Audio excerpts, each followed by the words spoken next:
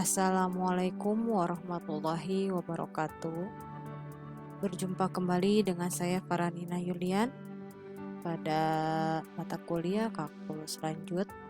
Pada pertemuan hari ini kita akan membahas tentang fungsi dua variabel atau lebih dan turunan parsial.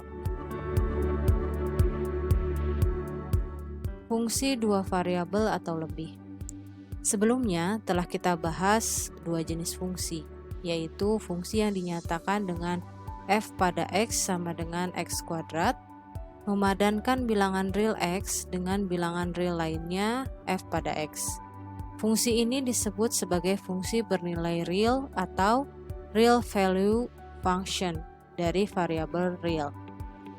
Yang kedua, fungsi yang dinyatakan dengan f pada x sama dengan x pangkat 3, e pangkat x.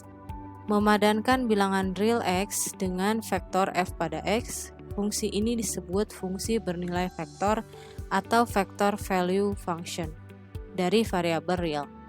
Selanjutnya, fungsi bernilai real dari dua variabel real. Fungsi bernilai real dari dua variabel real yaitu fungsi f yang memadankan setiap pasangan terurut x, y pada suatu himpunan D dari bidang dengan bilangan real atau tunggal f pada x, y. Kita lihat di sini ada daerah asal x, y kemudian dipetakan oleh f sehingga mendapatkan daerah nilai f pada x, y.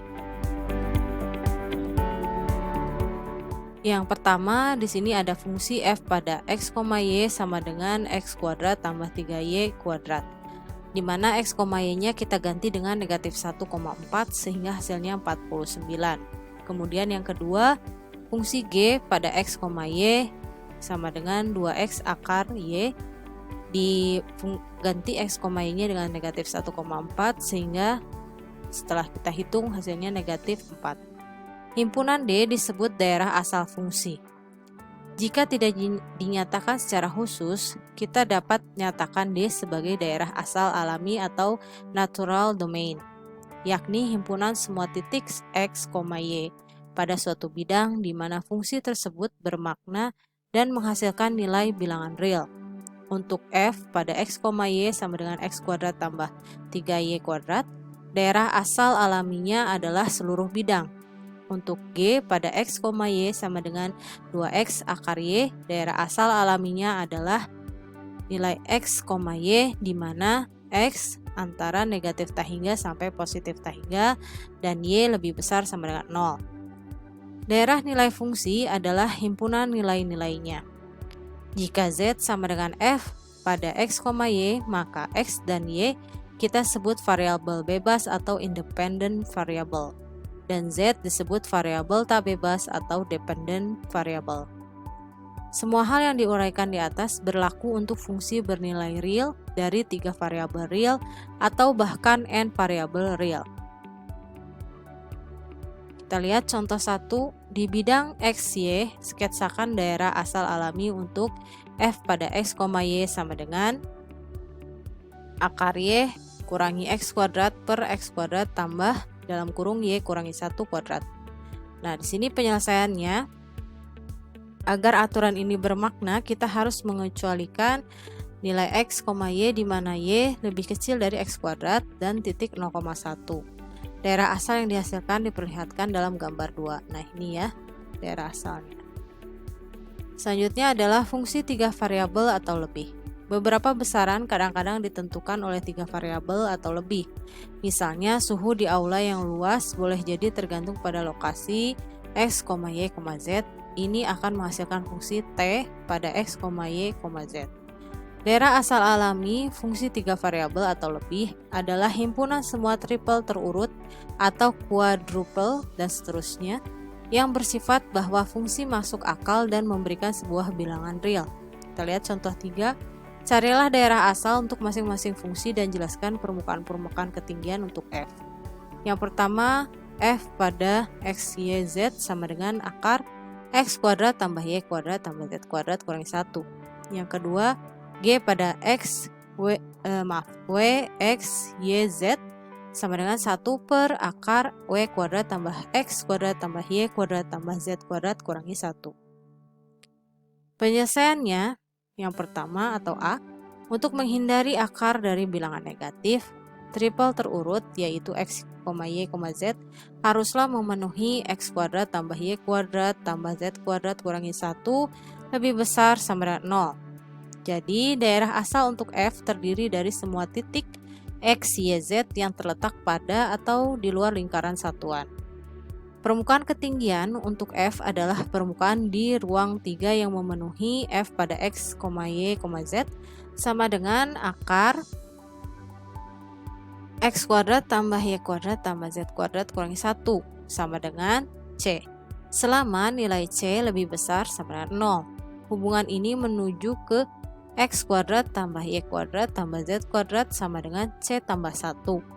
Sebuah bola berpusat di titik asal. Karena itu, permukaan ketinggian berupa bola-bola sepusat yang terpusat di titik 0,0,0. Kemudian yang B, kuadrupel terurut, yaitu W, X, Y, Z. Haruslah memenuhi W kuadrat tambah X kuadrat tambah Y kuadrat tambah Z kuadrat kurangi 1 lebih besar dari 0. Karena kita harus menghindari akar bilangan negatif dan pembagian oleh 0. Selanjutnya adalah turunan parsial. Andaikan F adalah suatu fungsi dua variabel X dan Y. Jika Y itu konstan, maka Y sama dengan Y0. Sehingga F pada X, Y0 adalah fungsi satu variabel X. Turunannya di X sama dengan X0. Sehingga disebut turunan parsial F terhadap X di titik X0, Y0 dan dinyatakan oleh Fx pada X0, Y0. Sehingga untuk nilai fx pada x0, y0 itu sama dengan limit delta x mendekati 0 f pada x0 tambah delta x, y0 kurangi f pada x0, y0 per delta x. Turunan parsial f terhadap y di x0, y0 dan dinyatakan oleh fy pada x0, y0 yaitu limit delta y mendekati 0 f pada x0, y0 tambah delta y kurangi f pada x0, y0 per delta y. Hal terpenting adalah bahwa aturan untuk diferensiasi fungsi suatu variabel berlaku untuk pencarian turunan parsial selama kita memegang satu variabel tetap. Kita lihat contoh 4. Carilah turunan pertama atau fx pada 1,2 dan fy pada 1,2 jika f pada x, y sama dengan x kuadrat y tambah 3y pangkat 3. Penyelesaiannya, untuk mencari fx pada x, y kita perlakukan y sebagai konstanta dan didiferensiasikan terhadap x. Didapat adalah sebagai berikut. Yang pertama fx, x, y. Nah, kita cari dulu. Kita turunkan dulu di sini terhadap x dulu ya.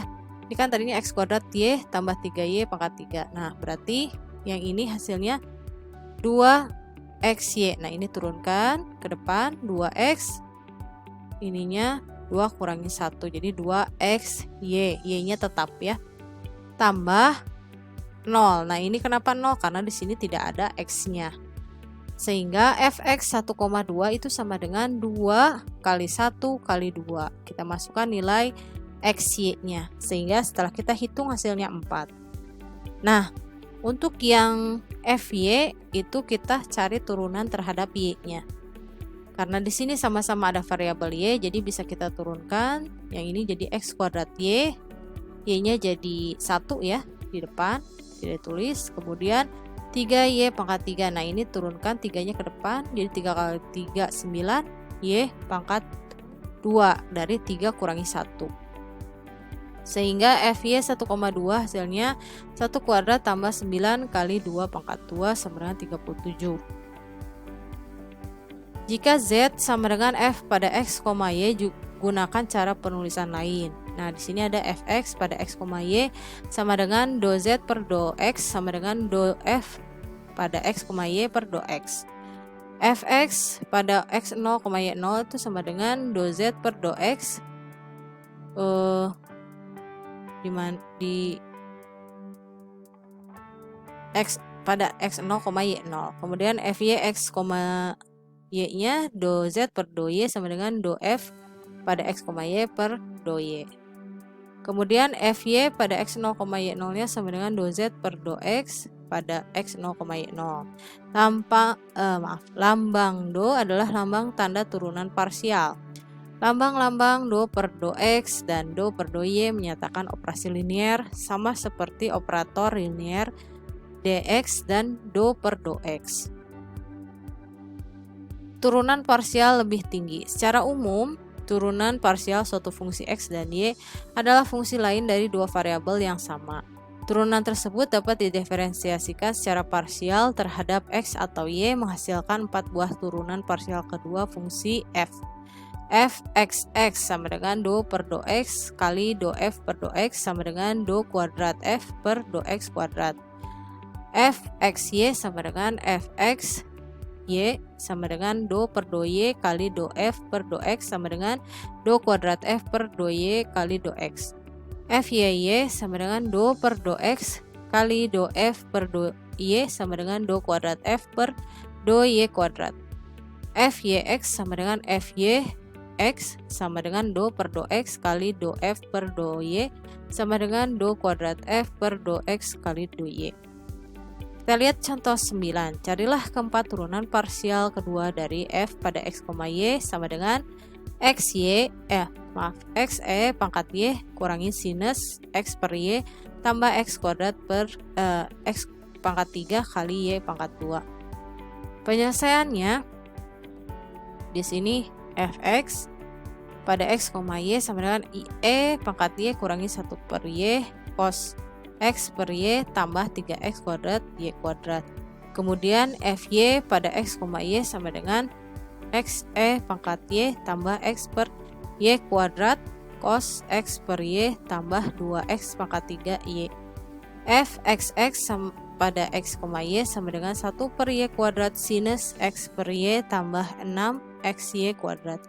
Fy pada x, y sama dengan xe pangkat y tambah x kuadrat per y pangkat 4 sinus x per y kurangi 2x per y pangkat 3 kosinus x per y tambah 2x pangkat 3. Kemudian f xy pada x, y sama dengan e pangkat y kurangi x per y pangkat 3 sinus x per y tambah 1 per y kuadrat kosinus x per y tambah 6x kuadrat y.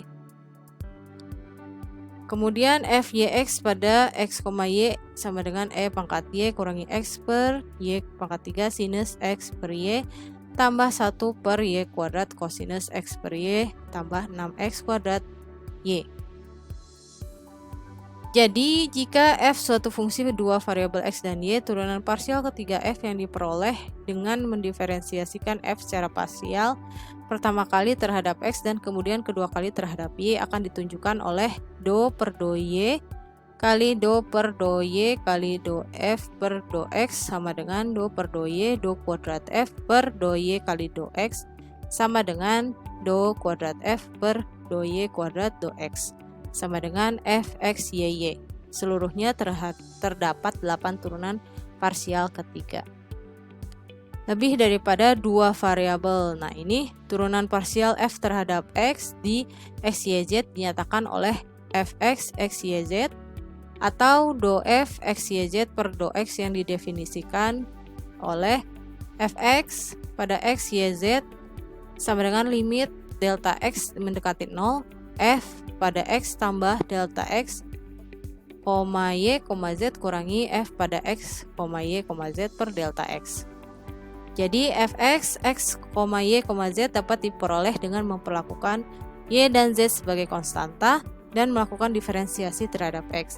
Sehingga turunan-turunan parsial seperti fxy dan fxyz yang melibatkan diferensiasi terhadap lebih dari satu variabel disebut turunan parsial campuran.